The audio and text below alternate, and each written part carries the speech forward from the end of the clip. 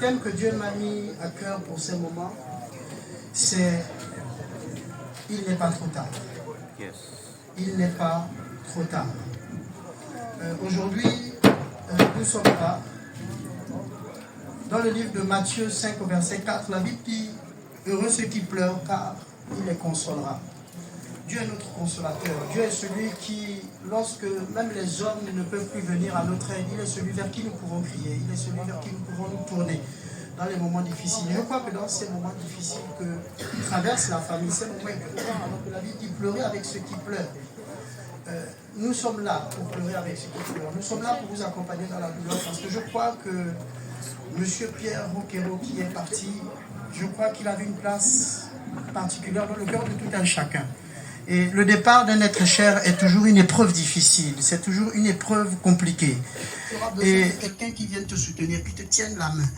Et tu auras besoin que le Saint-Esprit te soutienne.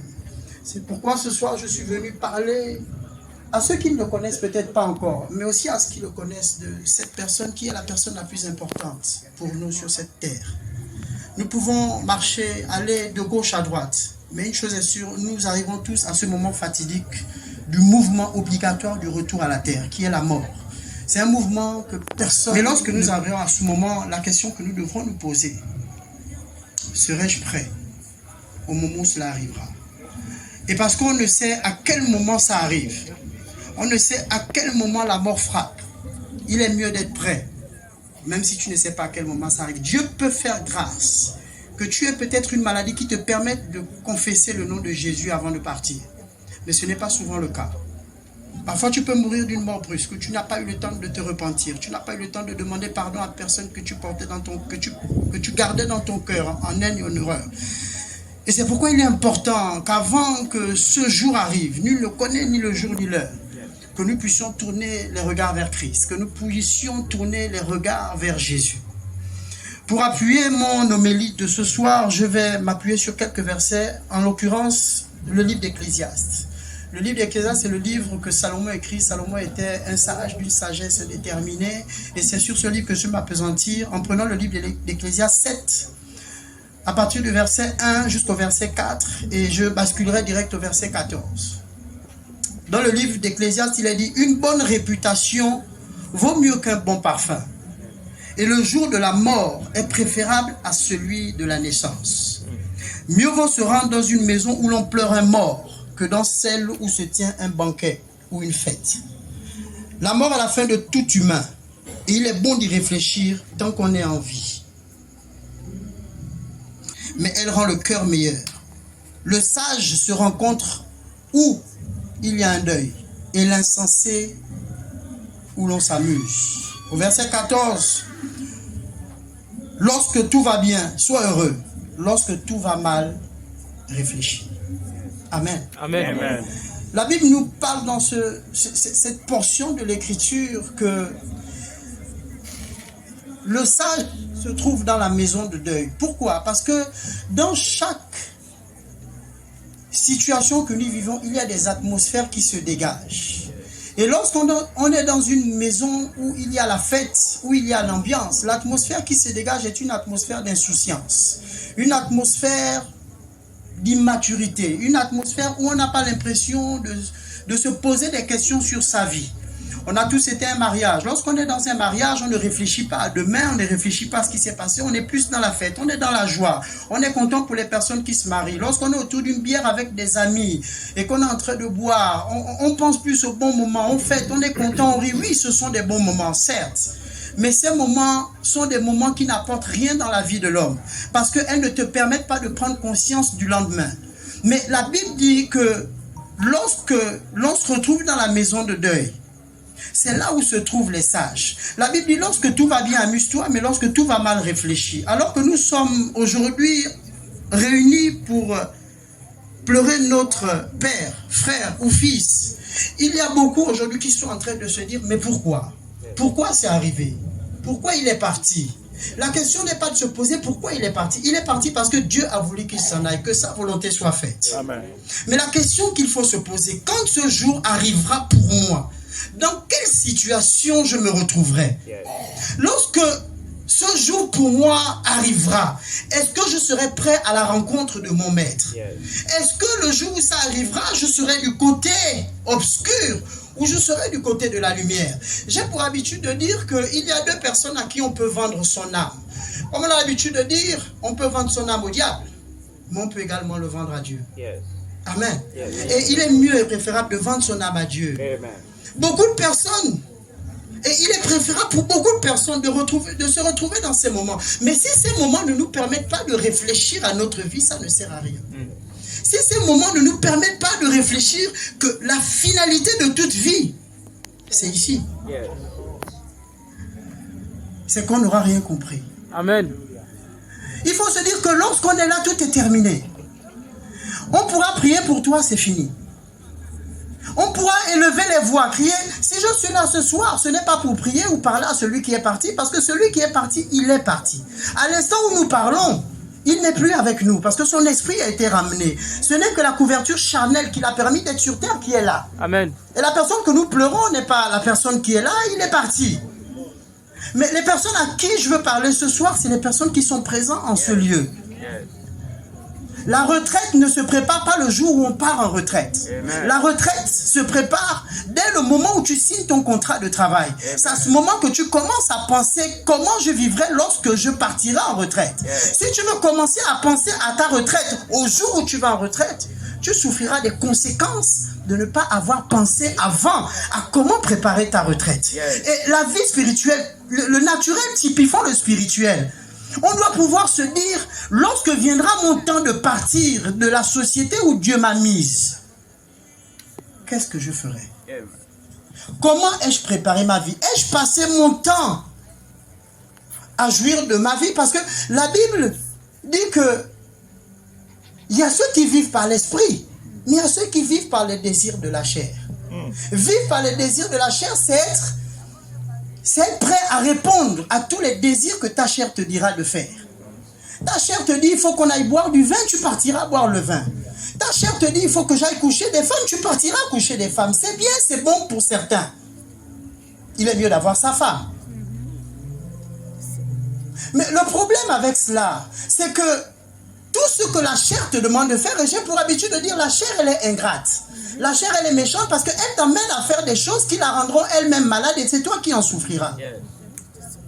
Lorsque tu prends plaisir à boire, la chair, elle est contente. Mais lorsque tu as une cirrhose de foie, c'est cette même chair qui pleure et qui te dit pourquoi je suis dans cet état aujourd'hui. Mais parce que tu as suivi les désirs de ta chair. Je veux dire à quelqu'un ce soir, il est mieux de penser éternité. Et Dieu a mis en l'homme la pensée de l'éternité. Malheureusement, cette pensée de l'éternité, c'est ce qui nous empêche parfois à penser à qu'un jour il y aura une fin. Et je dis Dieu merci parce que c'est cette pensée de l'éternité qui nous permet de faire des projets pour l'avenir. Parce que si on avait la mort à chaque fois devant nos yeux, on se dirait pourquoi construire puisque je vais partir demain. Mais la pensée de l'éternité nous permet de faire des projets, de réaliser des projets. Mais je dis, la vie est un voyage. Mais il est mieux de le faire en première classe et proprement. De manière à ce que lorsque tu pars, tu laisses un héritage, mais un héritage positif.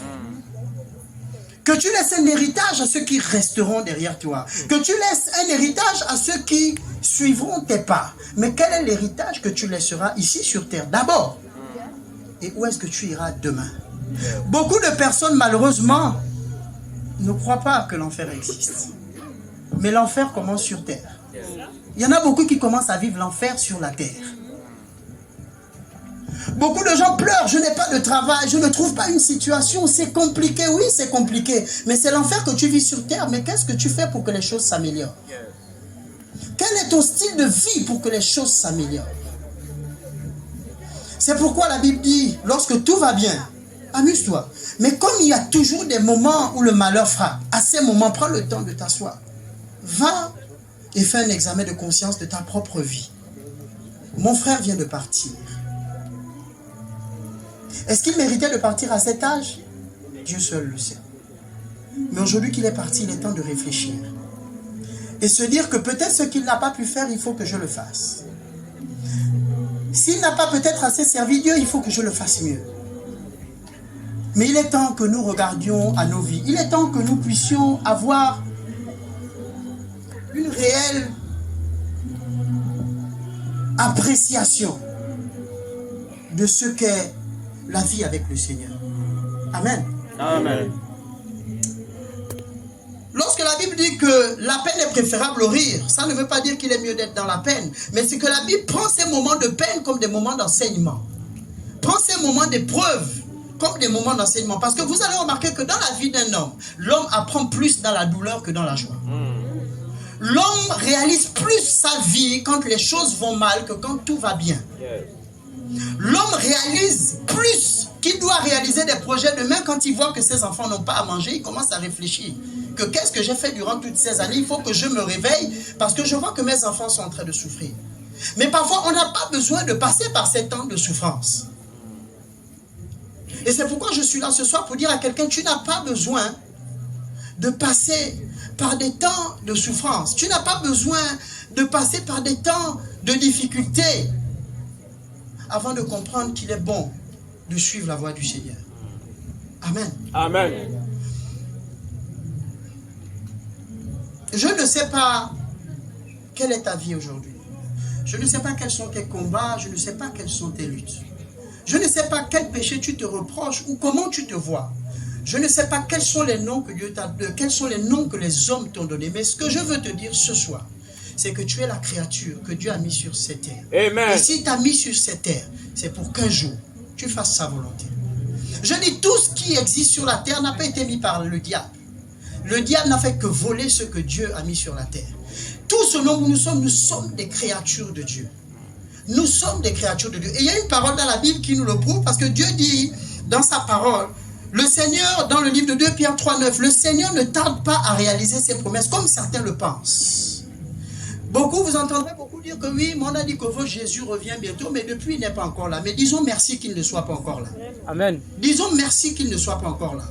Parce qu'il dit dans sa parole, il ne tarde pas dans ses promesses comme certains le pensent, mais il fait preuve de patience envers vous, car il refuse que même un seul court à la perte.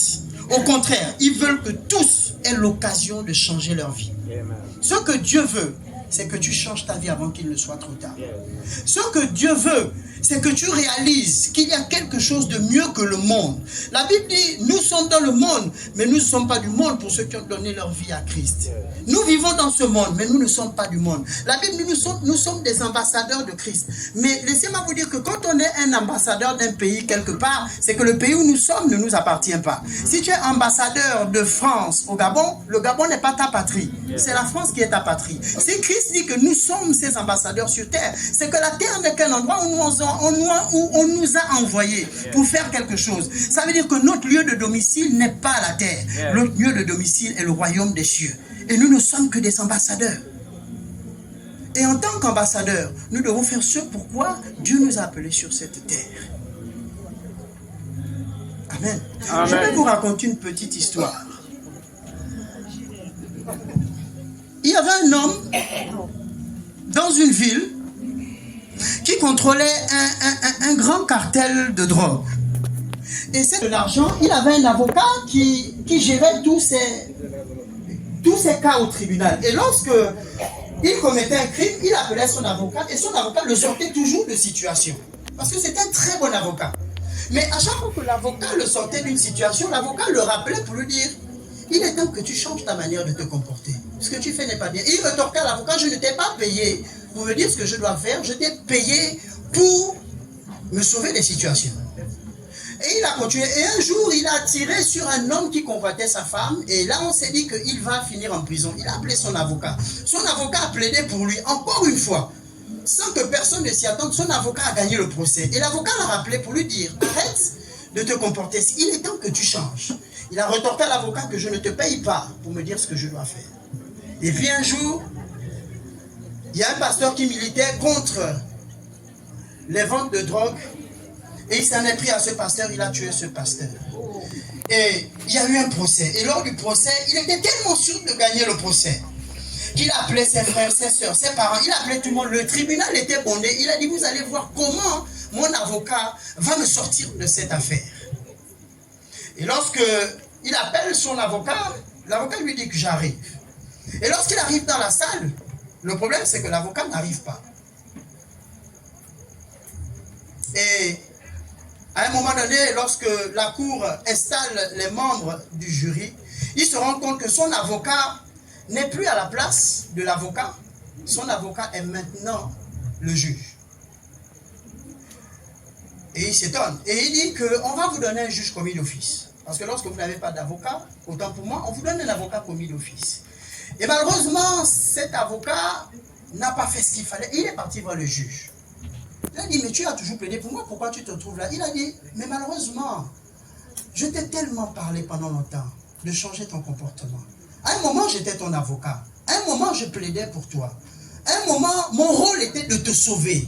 Mon rôle était de te sortir de certaines situations et tu as toujours refusé. Mais sauf qu'aujourd'hui, je ne suis plus à la place d'avocat, je suis à la place du juge. Et je te jugerai selon tes œuvres, selon ce que tu as fait. Et il était condamné à la peine de mort. La Bible nous dit que nous avons un avocat auprès du Père, Jésus-Christ, qui plaide pour nous. Mais il arrivera un jour, Jésus ne sera plus notre avocat.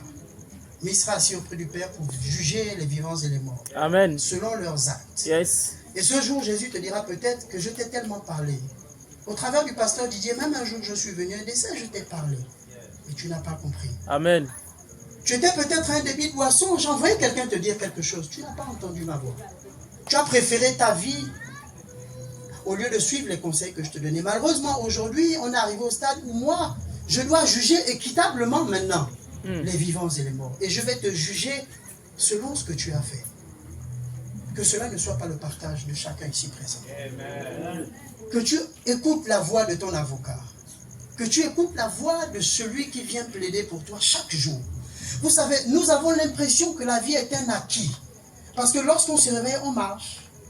On arrive à manger. Mais je vous dis, allez-y dans des hôpitaux.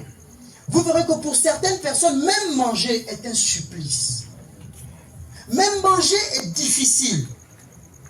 Vous verrez certaines personnes, l'air que tu respires, la grâce que tu as de te réveiller le matin et respirer. Beaucoup prennent tellement ça comme un acquis. Ça veut dire pour eux, ils méritent de vivre le matin. Mais je veux dire à quelqu'un, personne ne mérite de vivre. Parce que c'est une grâce. Et lorsqu'on parle de grâce, c'est une faveur imméritée. Amen. Lorsqu'on dit le président a fait une grâce présidentielle en prison, les prisonniers n'étaient pas autorisés à sortir, mais c'est une grâce que le président a fait. Ne te sens pas joyeux parce que le président t'a fait sortir, ça ne veut pas dire que tu n'as rien fait, c'est une grâce qu'on t'a faite. Ça ne veut même pas dire que ta peine était terminée, le président a trouvé bon de te faire grâce. Et chaque jour, Dieu nous fait grâce. Encore aujourd'hui, il y a des gens qui sont partis. Moi, je suis là, je vous parle debout. Il y a un an, jour pour jour, j'ai perdu mon petit frère qui me suivait directement. Directement. Ce n'était pas une maladie, c'était un arrêt cardiaque brusque. On a parlé à 19h. À 23h, il est mort. Il y a des choses qu'on ne prépare pas dans la vie. Il y a des choses auxquelles on ne s'attend pas. Il y a des choses auxquelles on n'est pas préparé. Et il est mieux de pouvoir régler sa vie avant que ces choses n'arrivent. Et la meilleure chose, c'est de donner sa vie à Jésus. La meilleure chose, c'est de dire, Seigneur, je veux marcher en nouveauté de vie avec toi. Même si les gens te traitaient de prostituée, même si les gens te traitaient d'ivrogne, je ne sais pas comment tu te vois, mais je dis, le sang de Jésus nous lave de tout péché et nous nettoie de toute iniquité. Lorsque tu t'approches de Jésus, personne n'est passé auprès de la croix et est resté le même. Aucun homme ne peut passer auprès de la croix de Jésus et rester la même personne. C'est impossible. Parce que le Dieu que je sers, celui qui est mort pour toi, celui qui est mort pour moi, qui est ressuscité le 3e jour, celui qui a souffert sur la croix parce qu'il voulait que tu sois sauvé. À cause de toi, il a été humilié, il a été flagellé, il a été renié. À cause de toi, même son père dans les cieux, pendant un moment, n'a pas pu le regarder. Il a dit, Père, pourquoi m'as-tu abandonné? C'est normal, parce que Dieu est saint. Et à un moment donné de sa vie, Jésus a pris les péchés du monde. Et il était tellement sale de péché que le Père ne pouvait le recevoir. Il fallait d'abord qu'il meure, qu'il parte déposer et qu'il remonte. Mais ça, il l'a fait pour toi. Il l'a fait pour moi. Et aujourd'hui, il te dit, il est temps que tu aies un autre visage de ta vie. Il est temps que tu regardes ta vie autrement. Que ce pourquoi nous sommes là ce soir nous donne à réfléchir. Que la fin de toute chose, c'est la mort. quelle que soit ta richesse, de toute chose, c'est la mort. Amen. Amen. Vous terminez dans le livre d'Ecclésiaste au verset 9. La Bible dit, toi qui es jeune. Alors, je veux dire à quelqu'un, quand la Bible parle de jeune, ce n'est pas forcément jeune en âge, mais c'est jeune dans la maturité spirituelle. Amen.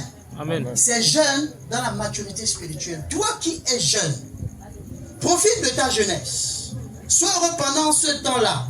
Fais tout ce que tu désires. Va boire, va coucher les femmes. Fais ce que tu veux. Livre ton corps aux désirs qui te font le plus plaisir. Fais ce qui te plaît. Mais il dit, mais sache bien que Dieu, un jour, jugera chacune de tes actions. Ce n'est pas une menace, mais c'est la Bible qui le dit. Il dit, jeune homme, réjouis-toi pendant les jours de ta jeunesse. Je dis, il y a un temps pour s'amuser. Et même dans le monde où nous vivons, lorsqu'on était au lycée, on ne peut plus se comporter comme lorsqu'on a des enfants. À un moment donné, tes centres d'intérêt sont tournés vers tes enfants. À un moment donné, tu ne peux plus te permettre d'utiliser l'argent comme si tu n'avais plus de foyer. Je parle là aux hommes conscients. Je ne parle pas aux hommes qui ont un salaire de 200 000 et qui ramènent 30 000 à la maison, ils ont fini 170 000 dehors. Je parle à un homme conscient. Tu ne peux pas aujourd'hui vivre ta vie comme si tout était acquis. Vous savez, il peut arriver qu'aujourd'hui tu sois debout, que tu marches, mais que demain tu sois en chaise roulante. Amen. Il se peut que même en sortant de ce décès, tu sois fauché par une voiture et que tu perds l'usage de tes jambes. Mais parce que on a un Dieu. Et je prie que le ministère des anges campe autour de tout le monde et qui nous éloigne de tout danger. Amen. Mais ce ministère des anges ne se déplace pas pour n'importe qui. Il se déplace pour ceux qui craignent Dieu. Amen. Parce que si tu n'es pas avec Dieu, je me demande avec qui tu es. Si tu n'as pas donné ta vie à Jésus, il est temps de le faire. Parce qu'il y a quelqu'un qui ne tardera pas de te détruire. La Bible nous dit que le diable est descendu avec une ardente colère. Parce qu'il sait qu'il reste peu de temps. Et quand le diable descend, ce n'est pas pour s'amuser. Si ce n'est pas tes enfants, c'est toi qui vas attaquer. Si ce n'est pas ta famille, c'est toi qui vas attaquer. Mais personne ne veut ça pour sa vie. Il est temps que nous prenions en considération que tout ce qu'on a n'est pas un acquis. Marcher n'est pas un acquis. Manger n'est pas un acquis. Respirer, il y en a qui payent l'air que tu respires gratuitement. Il y en a qui payent l'air, des bouteilles d'oxygène, parce qu'ils ne peuvent plus respirer naturellement. Mais quand tu te réveilles le matin, parfois tu n'es pas conscient de cette grâce que Dieu te fait. Je t'invite à tourner dans les hôpitaux, je t'invite à tourner aux urgences, je t'invite à tourner au centre des grands brûlés, au centre de cancérologie. Ça fait réfléchir. Ça fait réfléchir. Et ça te fait comprendre que la vie ne nous appartient pas. Je veux dire à quelqu'un ce soir, que tu ne quittes pas de ces moments. Juste en pleurant, oui, il faut pleurer, mais à un moment donné, au-delà des pleurs, il faut réfléchir. Où j'en suis avec ma vie. Ce sont des moments qui peuvent nous permettre de faire un examen et qui doivent nous permettre de faire un examen de conscience de notre propre vie. Jésus revient bientôt. Il dit, je ne perdrai aucune des personnes que tu m'as données. C'est son désir. Mais c'est notre choix de l'accepter ou de le refuser. Il dit, je mets devant toi la vie et la mort. Mais Jésus donne quand même un conseil, il te dit, choisis la vie. Mais il y en a qui ont choisi la mort. La mort, elle peut être physique, mais elle peut être spirituelle. Il y en a beaucoup qui vivent dans un corps physique, mais qui sont complètement morts spirituellement. Ça veut dire, ils sont sous l'emprise de certains esprits où eux-mêmes n'ont pas conscience de ce qu'ils font.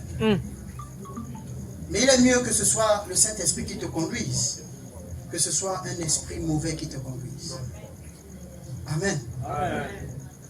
Que Dieu parle au cœur de quelqu'un ce soir. Amen. Je prie que Dieu puisse toucher le cœur de quelqu'un ce soir. Il n'est pas trop tard pour dire oui à Jésus. Il n'est pas trop tard pour dire, Seigneur, j'ai entendu ta parole, j'ai entendu ce message. Et je veux reconsidérer mes voies. Je veux reconsidérer ma vie. J'ai longtemps vécu comme bon me semblait. L'apôtre Paul disait, je traite durement mon corps pour ne pas pécher contre toi.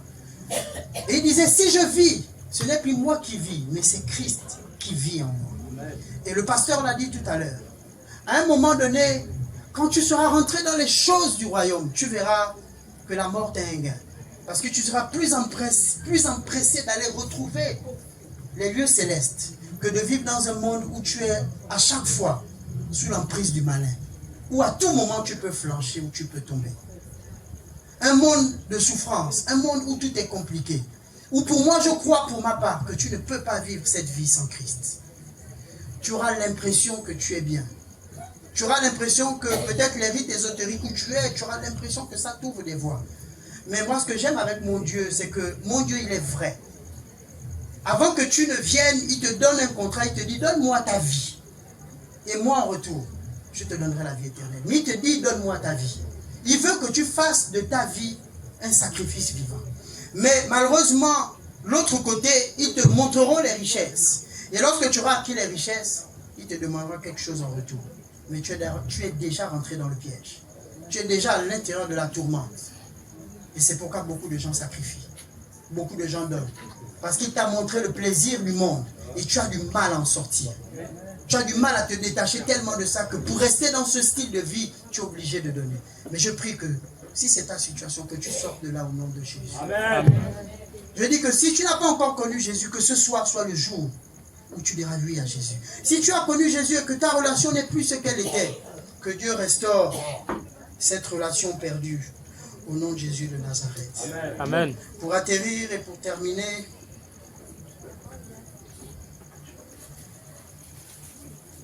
je veux dire à quelqu'un, il n'est pas trop tard.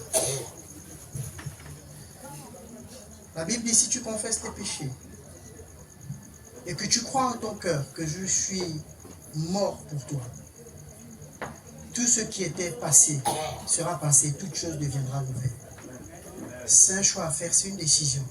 Mais croyez-moi, j'ai eu une vie, pas des plus belles.